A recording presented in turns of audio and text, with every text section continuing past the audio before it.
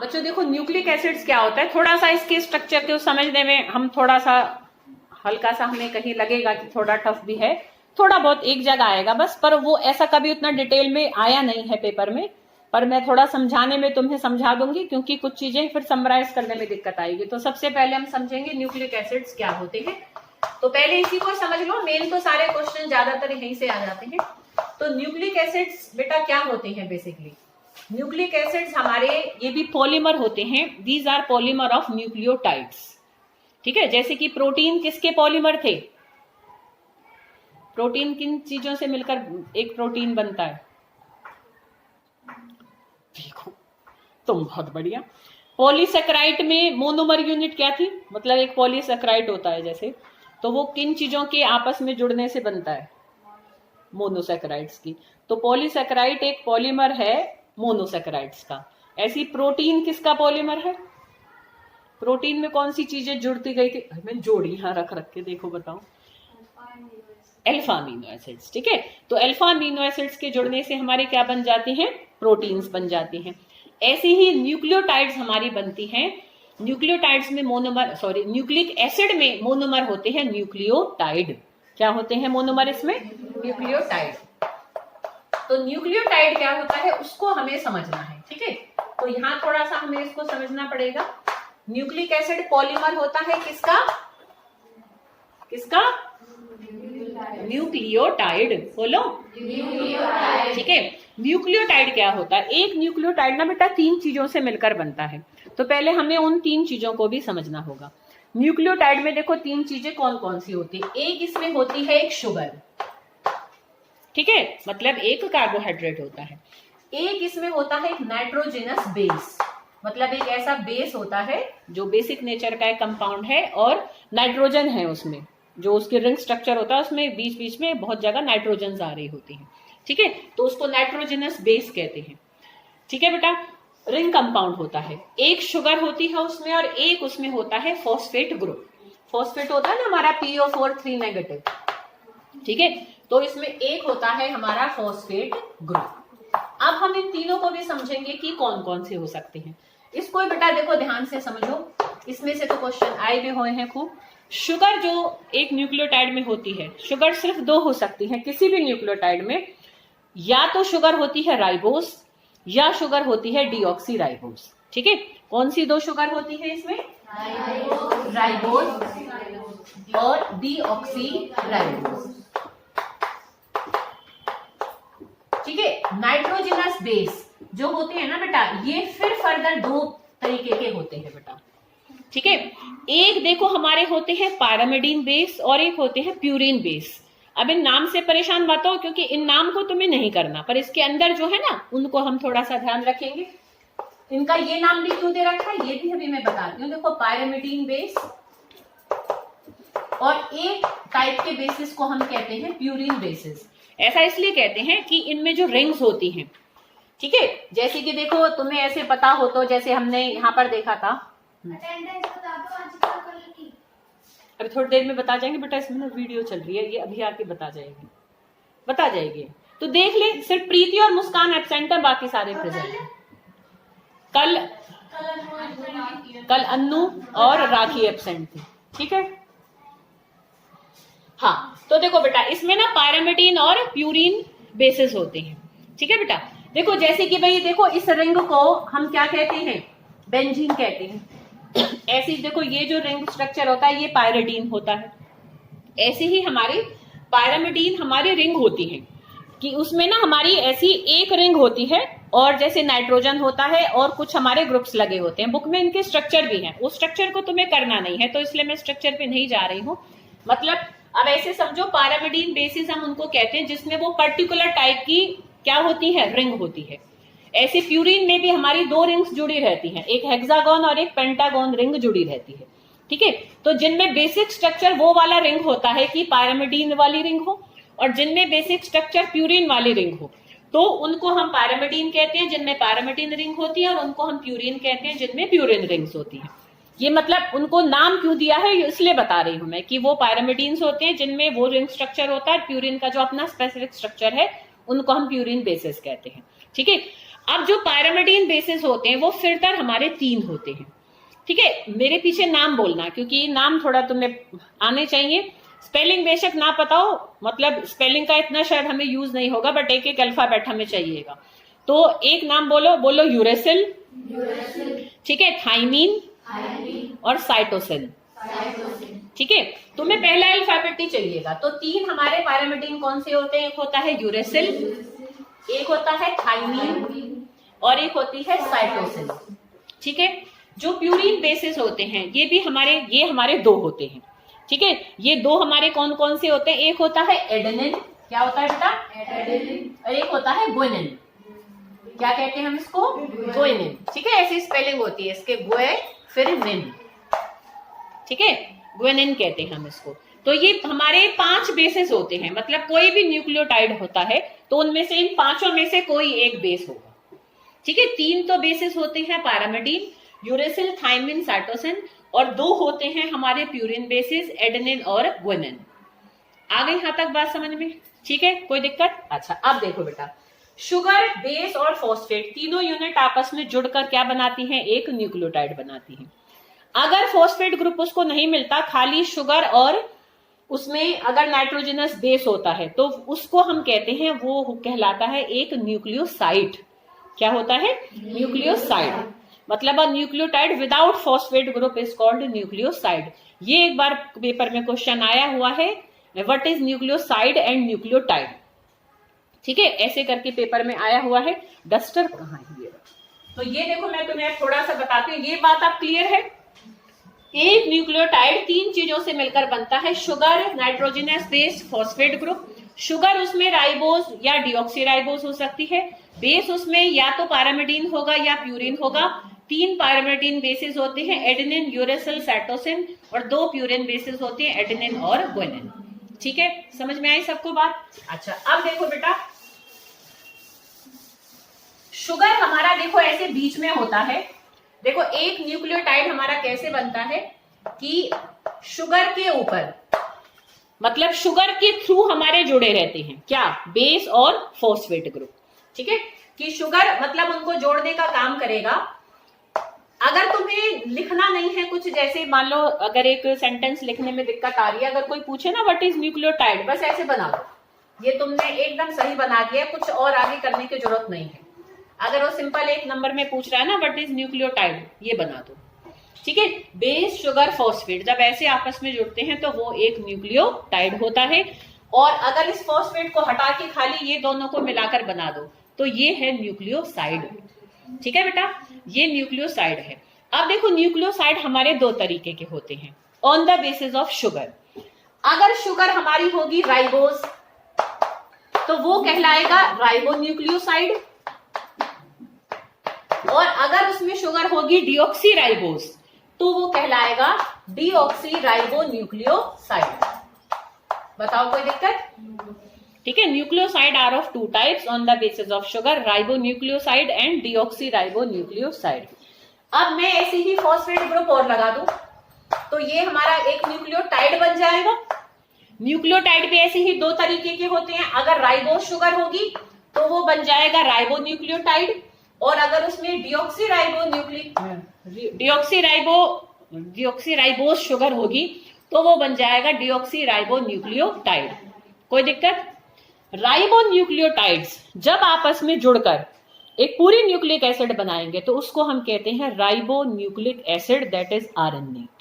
ठीक है बेटा, कि राइबोन्यूक्लियोटाइड्स, कोई पूछे ना आरएनए की मोनोमर्स क्या हैं, तो आरएनए हमारा क्या होता है? राइबोन्यूक्लिक एसिड, जो कि किसके मिलने से बनेगा? राइबोन्यूक्लियोटाइड्स के आपस में मिलने से बनेगा।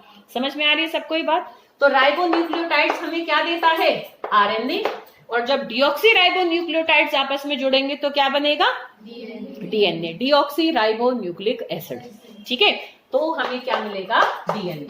तो एक हम ये लास्ट में क्वेश्चन भी करेंगे कि डीएनए और आरएनए में डिफरेंसेस। ठीक है, वो कई बार आया हुआ है, सिंपल है वो बिल्कुल। तो वहां तक अभी हम पहुंचने से पहले अब हमारा बस एक जो टॉपिक अभी एक बच रहा है, that is structure of nucleic acid. तो न्यूक्लिक एसिड का हम थोड़ा सा स्ट्रक्चर समझ रहे हैं, तो यहाँ थोड़ा सा ध्यान देना है। तुम्हारे टेस्ट पर बेटा पीछे मैंने कुछ बनाया था, ध्यान है, स्ट्रक्चर सा बनाया था। एक बार निकाल के रखो, जरूरत हुई तो मैं लूंगी, अदरवाइज चलो मैं ट्राई करती हूँ कि मैं ऐसे तुम्हें बता दूं। हाँ, तो अब हम स्ट्रक्चर ऑफ, पूनम ये लेके रख लो एक बार। तो स्ट्रक्चर ऑफ न्यूक्लिक एसिड पर अब हम आ रहे हैं, तो इसको भी हम देखो 2 हेडिंग्स में पढ़ते हैं।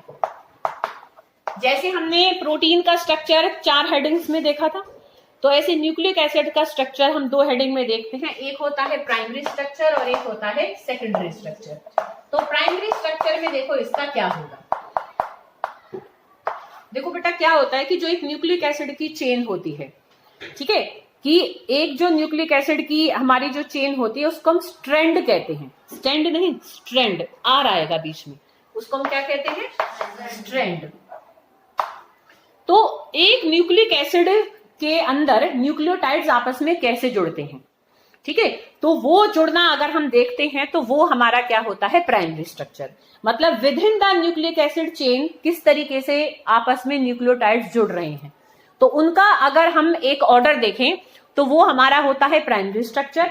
फिर जब स्ट्रैंड्स बन गए, मतलब चेन पूरी बन गई, तो वो चेन आपस में कैसे अरेंज है उसको हम देखते हैं अंडर सेकेंडरी स्ट्रक्चर, ठीक है। तो पहले हमारा बेसिक चीज यही है कि हम उसको ही समझेंगे कि वो कैसे वो बनी। देखो बेटा, थोड़ा सा मैं स्ट्रक्चर से समझाऊंगी, वो तुम्हें करना नहीं है बिल्कुल भी, है ना, इसलिए उसमें परेशान होने वाली बात नहीं है। देखो बेटा, ये मैंने ना एक पेंटोज शुगर बनाई है, क्योंकि उसमें एक राइबोज होगा या क्या होगा, डीऑक्सीराइबोज होगा। राइबोज और डीऑक्सीराइबोज में सिर्फ एक ऑक्सीजन का फर्क होता है। डीऑक्सीराइबोज मतलब राइबोज में से एक ऑक्सीजन हटा दो तो वो क्या बन गया, डीऑक्सीराइबोज, ठीक है। देखो इस तरीके से ऐसे स्ट्रक्चर होता है उसका कि यहाँ पर देखो ऐसे HOH, यहाँ पर O आता है, यहाँ पर HOH और यहाँ पर हमारा CH2OH इधर आ जाएगा, एक कार्बन यहाँ है, एक H यहाँ जाएगा। इस तरीके से ये हमने राइबोज का स्ट्रक्चर बनाया। देखो ये इसका फर्स्ट कार्बन, ये इसका सेकंड कार्बन, ये इसका थर्ड कार्बन, ये इसका फोर्थ कार्बन और ये इसका है फिफ्थ कार्बन, ठीक है। 5 कार्बन पेंटोज शुगर है।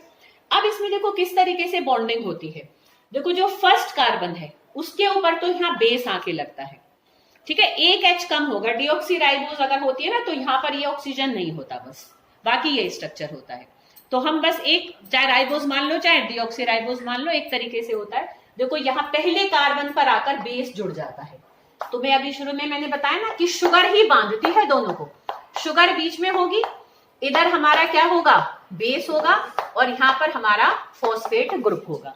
तो कैसे एक न्यूक्लियोटाइड दूसरे न्यूक्लियोटाइड से किस किस के थ्रू जुड़ता है, ठीक है, एक हल्का सा हम उसको समझेंगे। देखो यहाँ पर हमारा फर्स्ट कार्बन पर तो क्या अटक जाता है, बेस आकर जुड़ जाता है। बेस अब एक तरफ पड़ा है, बेस नहीं जुड़ेगा।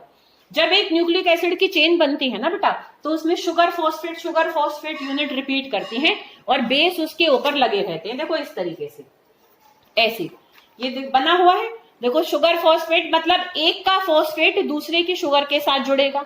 तुम ऐसे समझते कि जो फॉस्फेट है वो 2 शुगर के साथ जुड़ रहा होगा, अपने वाले न्यूक्लियोटाइड के अंदर वाली शुगर से भी और दूसरे न्यूक्लियोटाइड की शुगर से भी कौन जुड़ेगा, फॉस्फेट ही जुड़ेगा। देखो कैसे जुड़ेगा, देखो यहाँ पर अब तुम देखो कि जो इसका तीसरा कार्बन है, ठीक है, ये जो इसका 5वां कार्बन होता है ना बेटा, यहाँ पर आकर फॉस्फेट ग्रुप आकर अटैच हो जाता है इस तरीके से। देखो ये ऑक्सीजन मैंने यहाँ सॉरी ऐसे फॉस्फोरस बनाओ और देखो इस तरीके से अगर हम ऐसे बनाएं और अगर नेगेटिव चार्ज हम दिखा रहे हैं तो हम देखो ऐसे नेगेटिव चार्ज भी दिखा सकते हैं। हाइड्रोजन्स मिल जाते हैं तो H आ जाता है, ऐसे भी दिखा सकते हैं, ठीक है। तो ऐसे 5वें कार्बन पर आकर ना फॉस्फेट ग्रुप अटैच होता है, ठीक है। और अब इसमें देखो बेटा क्या आ जाता है कि ये तो एक न्यूक्लियोटाइड मैंने बना दिया। अब ऐसा ही नीचे होगा एक और न्यूक्लियोटाइड, उसका भी फॉस्फेट ग्रुप होगा, तो उसका फॉस्फेट इस वाली राइबोज शुगर के तीसरे कार्बन के OH के साथ आकर बॉन्ड बनाता है। समझ रहे बेटा, देखो कैसे, जैसे अब ये एक न्यूक्लियोटाइड है तो ये फॉस्फेट ऊपर चल के एक और शुगर से जुड़ेगा, तो उस शुगर का जो नीचे लटका हुआ ऐसे तीसरा कार्बन होगा, उसका जो OH ग्रुप होगा उसके साथ देखो बेटा, जैसे यहाँ पर मैंने कहा ना इनको H मिलते हैं तो ये ज्यादातर वैसे OH की ही फॉर्म में रहते हैं। तो ये मान लो यहाँ पर एक ऐसा फॉस्फोरस होता है उसका OH है, तो ये OH और H ऐसे वाटर जाता है, ये फॉस्फोरस जाकर इस ऑक्सीजन के साथ बंध जाता है। तो तुम देखो कि एक शुगर के कौन से कार्बन यूज हो रहे हैं, तीसरा कार्बन तो जाकर दूसरे से जुड़ रहा है, और एक कौन सा यूज हो रहा है उसका, 5वां कार्बन। ठीक है, तो एक एंड को हम, अब तुम देखो कि जब एक पूरी चेन बन जाएगी तो एक का तो तीसरा एंड फ्री होगा, और एक शुगर का हमारा कौन सा होगा, 5वां एंड फ्री होगा। भाई जो 5वीं पर जुड़ी हुई है फॉस्फेट फर्दर किसी से बंधी नहीं हुई होगी, और एक का तीसरा एंड फ्री होगा। तो एक एंड को, पूरे जो हमारा एक चेन बनती है उसके एक एंड को हम 3' एंड कहते हैं, और एक एंड को हम 5' एंड कहते हैं। डैश क्यों लगाया है, क्योंकि 1 2 3 नंबर हमने शुगर में भी दे रखा है, तो कंफ्यूजन ना हो कि भाई 1 2 3 यहां दे दे और 1 2 3 फिर हम यहां दे दे। समझ में आ रही बेटा बात? तो डीएनए स्ट्रैंड के लिए फिर हम 3' और 5' एंड्स हम वर्ड यूज करते हैं। समझ में आई है सबको बात? तो मेन अब तुम्हें क्या ध्यान में रखना है कि under in the primary structure of nucleic acid basically includes the backbone of nucleic acid chain. ठीक है, the backbone of nucleic acid chain is made up of sugar phosphate unit. भाई वो एक क्या है, कॉम्बिनेशन चला, जुड़ तो शुगर फॉस्फेट रहे हैं। हर फॉस्फेट अपने शुगर के 5वें एंड पर जुड़ा हुआ है और दूसरे शुगर के तीसरे एंड से जुड़ा हुआ है।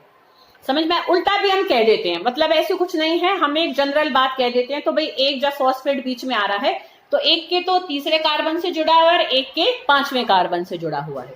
ठीक है बेटा, आ रही है बात समझ में? और हर शुगर पर एक एक बेस अटैच है, और जो बेस अटैच है ना बेटा, उसकी जो सीक्वेंस होती है कि कौन सा बेस कहाँ है और कौन सा बेस कहाँ है, इतनी ज्यादा इंपॉर्टेंट होती है बेटा। हमारे क्या क्या कैरेक्टर्स हमारे अंदर आ रहे हैं अपने पेरेंट से, कि हमारी आंखों का रंग कैसा है, बालों का कैसा है, कैसे हमारे हाथ पैर हैं, कोई भी मेंटल या फिजिकल कोई भी एबिलिटी या कोई भी गुण है, कोई भी कैरेक्टरिस्टिक है, that all depend upon the sequence of basis. यही जीन्स बनाती हैं। ठीक है, एक सीक्वेंस भी इधर की उधर हुई ना, अगर यूरेसिल की जगह साइटोसिन भी लग गया, वहीं कबाड़ा है बेटा, वहीं जीन का स्ट्रक्चर डिस्टर्ब होता है। जो हम कहते हैं ना कि भाई जो ये कोविड के ये जो क्या कहते हैं वायरस है कोरोना का, ये म्यूटेशन भी कर देता है। म्यूटेशन यही होता है बेटा कि जेनेटिक स्ट्रक्चर को चेंज कर देना, इन बेस की सीक्वेंस को ही बदल देना। तो क्या है कि कैरेक्टर ही बदल जाएगा। समझ रहे हो कि उससे भाई मान लो किसी की आंखें भूरी बननी है, एक की जगह कुछ हो गया, उसी से काली बन जाएंगी बेटा, इतना ज्यादा डिफरेंस आ जाता है। तो that sequence of base is very much, उसको हम इनको कोडोन्स भी कहते हैं, मतलब एक कोड का काम करता है। वो कोड आगे चल के फर्दर एक कैरेक्टर को डिसाइड करते हैं। तो मैं डिटेल में नहीं जा रही हूं। तो ये हमारा था प्राइमरी स्ट्रक्चर। ठीक है, तो यही मेन था, आ गया समझ में? इसमें एज इट इज लिखा हुआ है। अब सेकेंडरी स्ट्रक्चर को बस हम देखेंगे। तो सेकेंडरी स्ट्रक्चर में देखो, आरएनए में तो सिंगल स्ट्रैंडेड स्ट्रक्चर होता है कि बस ऐसे एक सांप सा बना दो, तो ये आरएनए। पर जो डीएनए होता है that is double stranded structure. उसमें 2 स्ट्रैंड्स होते हैं और वो 2 स्ट्रैंड्स बेटा आपस में ऐसे लिपटे हुए होते हैं, ऐसे देखिए घुमावदार सीढ़ी। तो उनके जो हत्थे हैं, तो ऐसे समझो वो जो दोनों हत्थे हैं और राइट हैंडेड कॉइलिंग होती है, सीधे हम डायरेक्शन में घूमे, है ना, घड़ी की तरह अगर मैं चलाऊं हाथों को, तो इस तरीके से हमारा क्या है कि ऐसे ऐसे ऐसी चलती है ना घड़ी, है उल्टा नहीं चला रही है ना, तुम्हारे तरफ से उल्टा हो जाएगा। तो ऐसे जैसे घड़ी की सुई चलती है ना, तो इस तरीके से क्या है, दोनों स्ट्रैंड्स आपस में ऐसे ऐसे मुड़ते चले जाएंगे। तो जब तुम इधर बनाओगे तो बनाते टाइम बड़ा ध्यान रखना है बेटा। देखो उसको कैसे बनाना है हमें। देखो जैसे ये स्ट्रैंड एक हमने ऐसे बनाया, तो ऐसे नहीं बनाओगे दूसरा स्ट्रैंड, ये तो तुमने अपोजिट चला दिया। हमें उनको एक डायरेक्शन में चलाना है। एक डायरेक्शन में कैसे चलाएंगे, ऐसे ही चलाएंगे अब दूसरा भी, ठीक है, उसके ही पैरेलल। तो इस तरीके से हमें क्या बनाना है, दूसरा स्ट्रैंड बनाना है। ठीक है, तो एक स्ट्रैंड के ऊपर दूसरा स्ट्रैंड इस तरीके से चल रहा है, और दोनों स्ट्रैंड्स आपस में कैसे जुड़ते हैं, तो वो जुड़ना बड़ा इंपॉर्टेंट होता है, that is called base pairing principle. क्या कहते हैं बेटा उसको, बेस पेयरिंग प्रिंसिपल। क्या होता है बेटा, हाँ ऐसा एक बात और, आरएनए हो चाहे डीएनए हो, हर दोनों में क्या होता है, बस 4 बेसिस होते हैं। टोटल बेसिस 5 होते हैं ना, पर आरएनए में भी 2 प्यूरिन बेसिस होते हैं, 2 पैरामिडीन बेसिस होते हैं। ऐसे डीएनए में भी 2 प्यूरिन बेसिस होंगे, 2 पैरामिडीन बेसिस होंगे। तो आरएनए में थाइमीन नहीं होता। देखो 3 थे हमारे पैरामिडीन बेस, एक यूरेसिल, एक थाइमीन और एक साइटोसिन। तो ये याद रखो, ये डिफरेंस में लिखना होगा, तुम्हें बिल्कुल लिखना होगा। थाइमीन हमारा किस में होता है, डीएनए में, और यूरेसिल हमारा होता है आरएनए में। ठीक है, यूरेसिल डीएनए में नहीं होगा और थाइमीन हमारा आरएनए में नहीं होगा, साइटोसिन दोनों में होता है। ठीक है बेटा, ये कॉमन है। पर दोनों में क्योंकि दो ही पैरामिडीन बेस होंगे, तो डीएनए में तो साइटोसिन और थाइमिन होंगे और आरएनए में यूरेसिल और साइटोसिन होंगे। ठीक है, समझ में आ रही बेटा बात। अब आरएनए में तो क्योंकि एक ही स्ट्रैंड है, एक एक बेस ऐसे सब पर लगा हुआ है, शुगर फॉस्फेट यूनिट है, एक एक बेस लगा हुआ है। डीएनए में देखो क्या होता है, ऐसी शुगर फॉस्फेट ये चेन है, बेस इनके अंदर की तरफ होते हैं। ठीक है बेटा, अंदर की तरफ जब होते हैं तो वो बेस आपस में जुड़ते हैं। जो हत्थे के बीच में जो सीढ़ियां है ना, हमारी जो सीढ़ियां सोचो तो वो सीढ़ियां बेसिकली यहाँ पर क्या है, बेस आपस में जुड़ते हैं। एडेनिन हमेशा थाइमिन के साथ जुड़ता है, मतलब प्यूरिन बेस पायरामिडीन बेस के साथ जुड़ेगा। अगर इधर प्यूरिन होगा तो यहाँ पायरामिडीन ही होगा, यहां पर अगर प्यूरिन होगा, यहां अगर प्यूरिन होगा तो यहाँ पैरामिडीन होगा। वो भी कौन सा होगा, that is also very specific, DNA बनेगा ही नहीं तो। अगर इधर एडेनिन होगा तो यहाँ थाइमिन ही होगा, और अगर यहाँ साइटोसिन होगा तो यहाँ ग्वानिन ही होगा, यहाँ ग्वानिन होगा तो यहाँ साइटोसिन होगा, यहाँ थाइमिन होगा तो यहाँ एडेनिन होगा। ठीक है, और ये आपस में जुड़े रहते हैं बेटा हाइड्रोजन बॉन्ड्स बना के, है ना। एक बार मैं उल्टा ना बोल जाऊं, हाँ, ग्वानिन साइटोसिन के साथ हमेशा ना 3 हाइड्रोजन बॉन्ड्स बनाता है, और एडेनिन थाइमिन के साथ हमेशा कितनी हाइड्रोजन बॉन्ड्स बनाता है, 2 बनाता है। ठीक है ना, हाँ यही है। ठीक है बेटा, तो इसको हम बेस पेयरिंग प्रिंसिपल कहते हैं। बेस पेयरिंग प्रिंसिपल क्या कहता है कि according to base pairing principle in DNA, adenine always bonded with thymine by means of 2 hydrogen bonds, cytosine always bonded with guanine by means of 3 hydrogen bonds. This is called base pairing principle, जो हर species में follow होता है। किसी भी चीज के अंदर अगर डीएनए है तो वो डीएनए ऐसे ही बनेगा, एडेनिन थाइमिन के साथ ही बंधेगा, साइटोसिन हमेशा ग्वानिन के साथ ही बंधेगा। जितना टोटल अमाउंट प्यूरिन बेसिस की होगी उतनी ही टोटल अमाउंट पायरामिडीन की बेसिस की होती है in any DNA, in any RNA. ठीक है, समझ में आ रही बेटा बात। तो ये Watson and Crick model, Watson and Crick है ना, क्रिक है, एक मिनट कंफर्म करें जरा, है ना, क्रिक है, हाँ। तो this is called Watson and Crick model of DNA. ठीक है बेटा, तो अगर आए तो हम इसी को ही इसमें लिखते हैं। तो एक डबल हेलिकल स्ट्रक्चर होता है, डबल हेलिकल मतलब ऐसे 2 इसमें स्ट्रैंड्स होते हैं जो हेलिकल मैनर में घूमते चले जाते हैं। ठीक है बेटा, यहाँ देखो थोड़ा सा मैंने वैल्यू भी लिख दिया कि हर टर्न का जो डिस्टेंस होता है वो 3.4 नैनोमीटर है, और हर एक 2 बेसिस के बीच में जो डिस्टेंस है, भाई जैसे ये 2 बेस हैं, हर एक 2 बेस के बीच में जो डिस्टेंस है वो 0.34 नैनोमीटर होता है। ठीक है, टर्न के बीच का 3.4 और बिटवीन द बेसिस का होता है 0.34 नैनोमीटर। ठीक है, तो this all about the structure of DNA. और एक बात और भी होती है, देखो तुम ही मुझे बता दोगे, डीएनए के दोनों स्ट्रैंड्स एक दूसरे के पूरक होते हैं, एक दूसरे के कॉम्प्लीमेंट्री होते हैं। अगर हमें एक की बेस सीक्वेंस पता है, we can easily find out the base sequence of another DNA, another strand of DNA. देखो निकाल सकते हैं, तुम ही निकाल दोगे। देखो मैं यहाँ पर एक स्ट्रैंड के बेसिस की सीक्वेंस लिखूं, देखो ए जी जी टी टी, कुछ भी लिख दो, सी सी सी ए टी ए, भाई ये एक स्ट्रैंड की बेसिस की सीक्वेंस है। तो we can easily just the base sequence of another strand of DNA. भाई ए हमेशा किसके साथ बंधेगा, बोलो बेटा, सब यही कर लो इसको, ए हमेशा थाइमिन के साथ, तो यहाँ क्या आएगा, टी, बस अल्फाबेट बोलो बेटा। ठीक है, टी, जी है तो यहाँ क्या आएगा, सी, जी है तो टी है तो फिर फिर फिर फिर फिर ठीक है। तो in this manner the both strands are different but complementary to each other. ठीक है, तो दोनों एक दूसरे के पूरक होते हैं, एक दूसरे को कंप्लीट करते हैं। तो ये हमारा क्या है, all about the structure of DNA. देखो एक जो चारगॉफ रूल भी होता है वो मैंने अभी तुम्हें थोड़ा बताई दिया था कि हर स्पीशीज में, हर स्पीशीज समझते हो कि जो भी अलग अलग जातियां मिल रही हैं हमें पूरे पृथ्वी में, पूरे ब्रह्मांड में, हर स्पीशीज में जिसमें भी डीएनए है उसमें हमेशा जितना टोटल प्यूरिन बेस होता है उतना ही टोटल पायरामिडीन बेस होता है। तो ये डीएनए आरएनए में देखो डिफरेंस है, कुछ डिफरेंसेस तुम ही बता सकते हो। मैं थोड़ा इसको वाइंड अप करती हूँ। तो आरएनए सिंगल स्ट्रैंड होता है, डीएनए डबल स्ट्रैंड होता है। आरएनए में कौन सी शुगर होती है,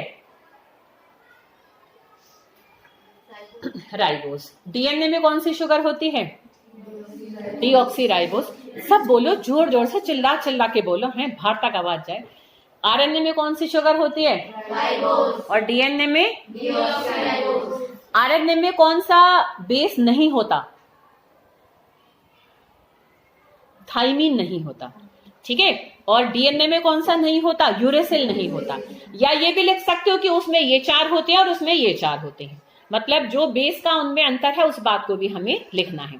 तो मेन तो हमारे ये 3 डिफरेंस हैं, ठीक है, ध्यान रहेंगे। वो सिंगल स्ट्रैंडेड, वो डबल स्ट्रैंडेड, उसमें राइबोज शुगर, उसमें डीऑक्सीराइबोज शुगर।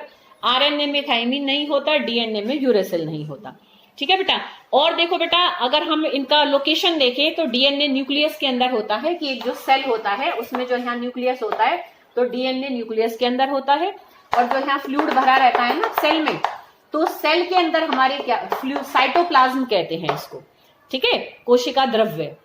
तो न्यूक्लियस के अंदर तो डीएनए होता है और साइटोप्लाज्म के अंदर आरएनए होता है, ठीक है। तो ये लोकेशन वाइज और फंक्शन वाइज भी हम इनका डिफरेंस देखें तो डीएनए बेसिकली क्या करता है? हेरिडिटरी कैरेक्टर्स को कंट्रोल करता है, ठीक है। एक स्पीशीज से दूसरी स्पीशीज में कैसे कैरेक्टर्स जाएंगे तो that all depends upon DNA. और आरएनए हमारा बेसिकली प्रोटीन्स की सिंथेसिस का एक मेन सोर्स है। आरएनए ना हो तो प्रोटीन्स बॉडी में कितनी भी अमीनो एसिड्स बन ही नहीं सकती, आरएनए ही उनको बनाने का काम करता है, ठीक है बेटा। तो ये बायोलॉजिकल फंक्शन भी हम थोड़ा सा देख लेते हैं। डीएनए एक जो मेन काम करता है उसको हम रेप्लिकेशन कहते हैं। रेप्लिकेशन का मतलब होता है अपनी ही जैसी कॉपियां तैयार करना। तो जब कभी भी बॉडी में सेल डिवीजन होता है, सेल डिवीजन समझते हो?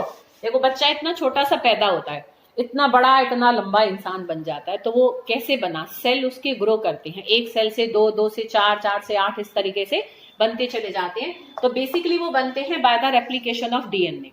देखो जैसे इसके अंदर डीएनए भरा हुआ है, बस 5 मिनट, उतने भी नहीं है। तो देखो बेटा, ये जैसे ये डीएनए है, तो डीएनए को देखो मैं ऐसे करके बना दूं, ये हमारा मतलब छोटा सा बनाना चाह रही हूं मैं। देखो ये हमने ऐसे बनाया, तो देखो किस तरीके से रेप्लिकेशन स्टार्ट होता है। देखो क्या होता है बेटा कि बॉडी के अंदर जब रेप्लिकेशन स्टार्ट होता है तो एंजाइम्स उस काम को करना शुरू करते हैं, ठीक है। एंजाइम कैटालाइज प्रोसेस, एंजाइम आएंगे और इनको ना अनवाइंड करना शुरू करेंगे, जो इनकी हाइड्रोजन बॉन्ड है बेसिस की तोड़ना शुरू करेंगे उनको। तो ऐसे समझो कि ऐसे खुल जाते हैं, डीएनए की स्ट्रैंड खुल जाएंगे। जैसे ही खुलेंगे तो ये जो सेल, जो हमारी सेल मेम्ब्रेन है उसमें भी डिप्रेशन आना शुरू हो जाएगा, मतलब वो भी अंदर की तरफ बढ़ने लग जाएगी। जब वो अंदर की तरफ बढ़ रहे होंगे, स्ट्रैंड खुल रहे होंगे, अब बॉडी कच्चा माल लाएगी, हम खाते पीते हैं, उससे आएगा एक बेस आएगा, राइबोज शुगर आएगी, फॉस्फेट ग्रुप आएगा, और यहाँ अगर एडेनिन है तो यहाँ थाइमिन बेस आएगा, ठीक है। इस तरीके से एडेनिन थाइमिन जुड़कर एक धीरे धीरे छोटा छोटा स्ट्रैंड इस पर बनना यहाँ से शुरू हो जाएगा, और धीरे धीरे एक डीएनए से क्या बन जाएंगे? इस तरीके से 2 डॉटर डीएनए बन जाएंगे। सन डीएनए नहीं कहते इनको, हम डॉटर डीएनए कहते हैं, ठीक है। तो एक डीएनए से जैसे ही यहाँ 2 डीएनए बनेंगे, है ना, यहाँ पर सेल वॉल भी अंदर अंदर टूटकर बढ़ जाएगी और इस तरीके से एक सेल से 2 सेल बन जाते हैं, समझ रहे हो। तो रेप्लिकेशन को हम सेमी कंजर्वेटिव कहते हैं। सेमी कंजर्वेटिव मतलब आधा पार्ट तो उसमें पुराना डीएनए का था, आधा पार्ट नया बना। ऐसे इसमें आधा पुराना था, आधा नया बना। तो replication is semi conservative in nature. तो formation of 2 same copies of DNA from 1 DNA is called replication, जो सिर्फ और सिर्फ क्षमता डीएनए में होती है। और आरएनए का मेन हमारा काम क्या होता है? Synthesis of proteins. 3 आरएनए होते हैं बेटा बॉडी में, एक ट्रांसफर आरएनए, एक राइबोसोमल आरएनए और एक मैसेंजर आरएनए। ये तीनों आरएनए मिलकर क्या करते हैं? एक प्रोटीन को बनाने का काम करते हैं। तो that is called synthesis of protein. तो डिटेल में तो हमें नहीं जाना है, ठीक है। अब ये कुछ छोटी छोटी सी मैंने टर्म्स लिखी थी कि मेल्टिंग किसको कहते हैं, कि जब हम हीट करेंगे ना अगर किसी डीएनए को, तो उसके दोनों स्ट्रैंड अनकॉइल्ड हो जाते हैं, खुल जाते हैं, उसको हम क्या कहते हैं? मेल्टिंग।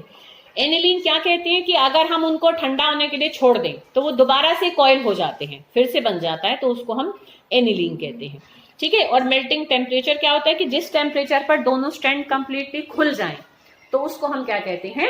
मेल्टिंग टेम्परेचर कहते हैं। तो this all about the unit biomolecules.